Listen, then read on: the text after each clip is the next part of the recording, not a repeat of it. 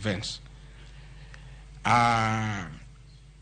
Those accusations of funds utilizing the deputy president, in the office of the deputy president, coming for my personal benefit are ridiculous, unfounded, and totally malicious, and there is no evidence whatsoever.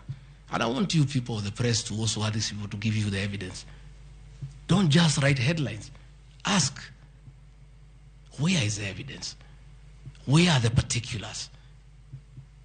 You know, you don't just allege, oh, this particular supplier, this money went to the deputy president. Yes, fine, that is good. How?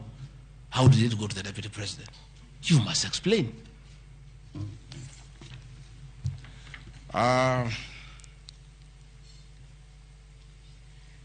Alleged sensational but false allegations against Lady Justice Esther Maina.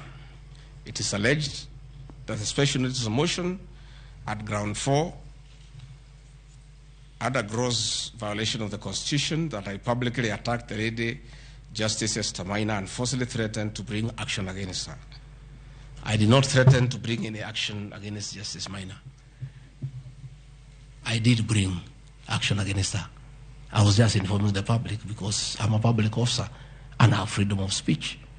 I have filed petition before the Judicial Service Commission against Justice Esther Maina in issues I felt I did not get proper justice. So I did not threaten her. I did what the law says. If you are not happy with the conduct of a judge, you file a petition before the the Judicial Service Commission, which I have done. Again, I don't want to delve before the matters because it is against sub judice. But that I have done, so I cannot be threatened. I cannot be said to threaten her. And again, I have a right as a leader, as a Kenyan, to say what I'm doing. And I did say publicly that I will bring a petition against her, and I have done it.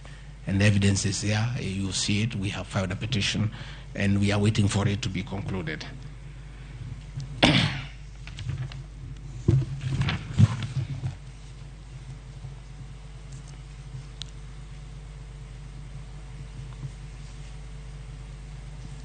Again, I want to emphasize that my statements were protected speech consequent to a decision by the landed judge in a matter involving my personal assets, which I disagree with and found to be wholly unfair.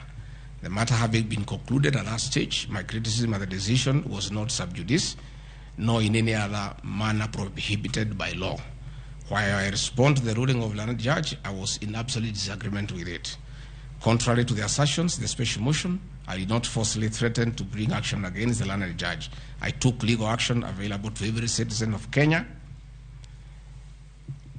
under Article 168(2) of the Constitution, which allows any person to petition the Judicial Service Commission for the removal of any judge, and filed a legal complaint before the Judicial Service Commission in March 2024.